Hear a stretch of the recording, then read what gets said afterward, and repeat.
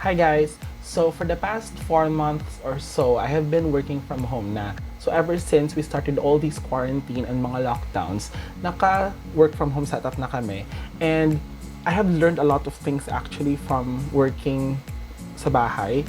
And first, I just want to quickly show you kung ano yung setup ko dito sa bahay. I want to show you kung paano ako nagtatrabaho dito sa bahay. Maybe you can also have an idea kung paano nyo isa-set up yung workstation nyo. At first, hindi pa at ganito yung setup ng workstation ko. So I have been working sa kama lang, kung ano-ano yung mga ginagamit ko. I have also worked downstairs, which is malapit sa ref. So, doon. So that is not good. And then I've tried a lot of different setups, but eto yung setup ko ngayon, this is what worked for me.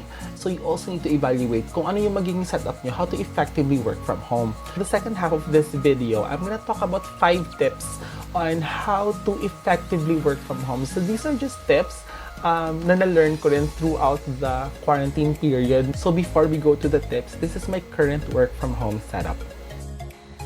Ayan guys, so welcome to my room. Ito yung current na workstation ko ngayon. So, this is my favorite chair na nakita ko sa isang flea market. I think this only cost me like 700 pesos. Murang-mura lang talaga siya. On the right, this is my water tsaka alcohol spray. Syempre, you have to have that ready all the time. Dito sa likod, I have my earphones in case na may mga meetings. Naka-ready lang siya dyan. And then, etong mouse pad, nakita ko lang din to. I think nakita ko to online. This is also very, very cheap. Naka-buy one, take one yata to. Dito sa taas naman, this is my lazy pod na nabili ko sa Lazada or Shopee, I think. Dito ko nilalagay ang phone ko if I'm recording something. Here is my CPU and this is my fan na nabili ko kay Jace. I think you can get that from Ace din. This doubles as a flashlight din pag may brownout. And then, nag-store din kasi siya ng power. So, nakatapat lang siya sa CPU para palamigin niyo yung CPU kasi wala. Nagtitipid ako ngayon.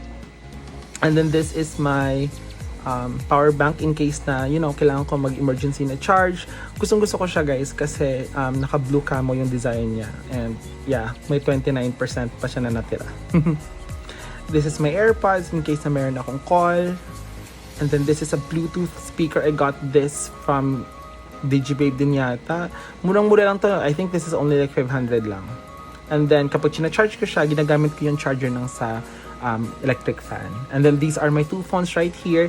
Itong isang phone na to is nakakonect siya sa CPU.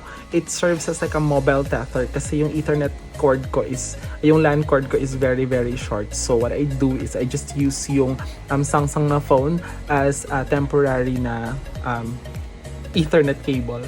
Nag-electric fan ako, but I do have an aircon pero hindi ko siya masyadong ginagamit, especially ngayon na ang mahal-mahal ng kuryente for some reason.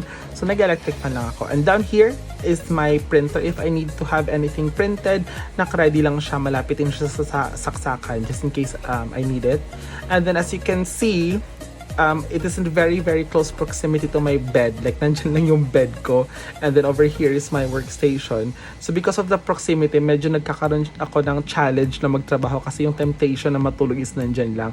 But we'll talk about yung mga tips to combat those things in the second half of the video. For those of you who are already working from home before pa nag-start yung mga quarantines, you don't need this apparently, but for those of us na bago lang sa ganitong klaseng setup, I really hope that you can learn something out of this video. Tip number 1 is you have to designate a workplace. You have to find a workplace yung pinakamalayo, the farthest from the fridge. This has really helped me realize kung gaano ka dami yung oras na nasasayang ko, yung travel time ko from my workstation to the fridge. Now, mas malayo yung workstation ko, does that mean na mas marami yung time na na-waste ko? Actually, hindi. Because what happens is that naiipon yung breaks ko. So, instead of like, okay, punta ako ng fridge, kukuha lang ako ng something, I would think na, you know what, maybe mamaya na lang, maybe hindi pa ako ganun kagutom. The general idea really is to find a workstation na pinaka-least amount of distractions. So, malayo ako kay Monkey, malayo ako sa fridge, malayo ako sa mga gadgets ko so that I can really, really focus on just working. At the same time, you have to find a workplace na merong ample na light source. Especially for me that I'm working on a day shift, gusto ko na may ilaw that would help keep me awake. For those of you who are working on a GY shift, you also have to make sure na yung setup mo will also adapt to your working situation.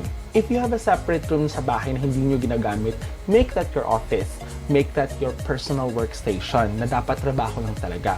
But for me, unfortunately, and if you're like me na bedroom ko lang, if you can see there, nasa bedroom ko lang ako nagtatrabaho, that's fine. Just make sure that you have a desk and you also have a chair para magkaroon ng separation which part of your room is yung tulugan, and then also which part of the room is dapat yung work mode ka. Also, when you wake up, before you even start preparing and then eating your breakfast and then going to work, make sure na you make your bed. Make sure na i-arrange mo yung mga pillows mo, itupi mo yung mga blanket tsaka comforter mo, then maayos yung beddings mo. For me, it helps me avoid na matutulog ako kasi hindi naman siya hindi naman maayos yung kama ko, so pwede lang ako humiga anytime. Pag maayos siya, ang nasa mindset ko is that it has to stay preserved throughout the day until na matulog ako pagkagabi. The second tip that I have for you is to make sure that you set your alarm clocks. Now, normally, if we're working in the office, yung alarm clock lang natin is actually just one. Pagising lang natin, or maybe you have like 10 alarm clocks. If you're like me, I have like tons of alarms. Meron akong sa 11, 12, 11:30, 12:28, 12:29, tsaka alauna. And the reason why I have all those alarms is that baka mag-fail yung isa, hindi ako magising, so at least sa next magigising ako. That is not normal. But when I started working from home, I learned that I also need to make sure na mag-set ako ng alarm for all these other things na nakakalimutan ko na while I'm working.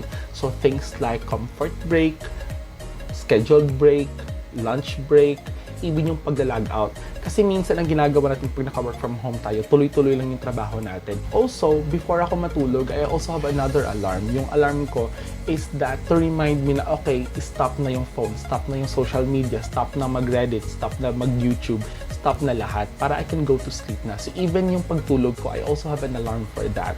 The third tip is to dress up. And when I say dress up, I don't mean na naka-polo ka, naka-suit and tie ka, and all that, naka-shoes ka. Kasi nasa bahay ka lang naman, ba't ka mag-shoes sa bahay? But for me, pag nakatrabaho ko, gusto ko at least naka-business casual, so to speak. So, naka-polo shirt, maybe hindi na pants lalo na if masyadong mainit, but sometimes nagpa-pants ako pag medyo malamig yung panahon. But most of the time, yung damit ko is may kwelyo. Kung ano yung sinusuot ko sa office din, sinusuot ko rin siya dito sa bahay. That really helped me divide kung alin yung oras ko na nasa office ako, tsaka alin yung time na naka-leisure ako, naka-rest day ako. So alam ko na, okay, from Sunday to Thursday, office work ako, naka-office mode ako niyan. But pag Friday, Saturday, naka-rest day ako. Tip number 4 is to make sure that all your communication lines are open. Especially ngayon, we are feeling more alone than ever. Even though connected tayo lahat online, minsan, nararamdaman pa rin natin na mag-isa lang tayo. Siyempre, because you're on your own desk. Mag-isa ka lang dyan. Nasa desk mo lang ikaw. The key is to over-communicate. And when I say over-communicate, yung talagang OA. Yung mga things na ginagawa natin sa office before na, nagpiping lang tayo pag nakikipag-chismisan. Right now, you have to ping them. You have to message them. Kahit mga small talk lang din. Remember, hindi ka mag-isa. Lahat tayo, we are trying to cope with this apocalypse. So, as much as possible, we need to help each other out. So, even if hindi siya business-related, you just wanna chat with your teammates and your colleagues, mag-small talk lang tayo para lang hindi mawala yung sense of normalcy natin. You may think na hindi na-appreciate ng mga teammates mo na kinakamusta mo sila, but the reality is na-appreciate nila yon. Kasi for me, kapag nagtatrabaho ako tapos may nagping sa akin na nangangamusta lang, hey, kumusta ka na dyan? Are you safe and sound sa bahay? It makes me feel good. It makes me feel nice na, okay, may nangangamusta sa akin. Lastly, tip number 5 ko is when you're on a meeting. So, for example, for us, we're using Teams as our main mode of communication pag nag-meeting kami. If you use Skype or Zoom or WebEx or anything, yung tip ko is to speak up. That's it. We need to make sure na yung mga responses natin are more elevated and more extra. Kasi, pag nasa office tayo tapos may board meeting, for example, pupunta kayo sa meeting room, meron kayong mga kamustahan, or you can even give out a smile para, i-acknowledge na nyo yung isa't isa sa grupo nyo. But if we're working from home, minsan, hindi enough yung video. Minsan pa nga kapag wala kang video, you're just listening kung ano yung pinag-uusapan. And you really have to take that extra step na talagang magsabi ka ng good morning kapag pumasok ka na sa meeting, or if you're late, sabihin mo na, I'm sorry, I'm late, how are you guys? Para lang may connection pa rin tayo at meron pa rin tayong interaction to each other. Pag nasa office tayo, yung mga non-verbal, yung mga gestures natin, we can smile, we can look at someone, but kapag nasa online meeting tayo, kapag sa Teams or sa Skype or sa Zoom, you have to make sure na naririnig ka. You have to make sure na you also acknowledge yung mga people na nagsasalita din. Pagtapos na yung meeting, you can say, thank you guys so much, have a great day, or I'll see you on the next meeting. That really helps you stay more connected and it keeps you heard.